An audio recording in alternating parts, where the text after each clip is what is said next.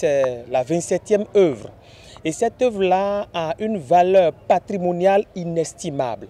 Et quand vous regardez bien, au-delà de la valeur artistique, de la valeur patrimoniale, ça vient renforcer le lien. Ça retrouve sa terre originelle, ça réintègre sa communauté et afin de continuer par quand même être un élément qui nourrit non seulement le tourisme, qui nourrit, qui apporte une plus-value à l'attractivité du Bénin et donc ça ne peut que être un sentiment de satisfaction et de fierté pour un citoyen béninois comme moi.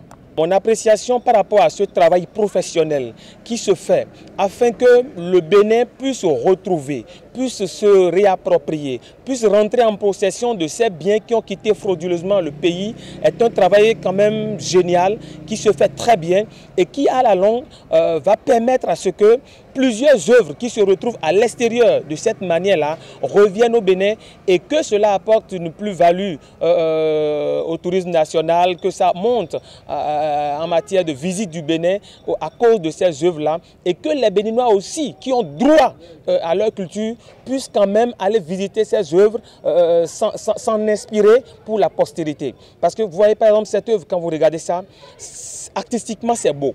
Ça dégage une certaine sobriété et ça servait au rituel princier dans le royaume du Dahomey. Ces œuvres ont été réalisées par mes ancêtres, c'était conservé ici, c'était entretenu ici.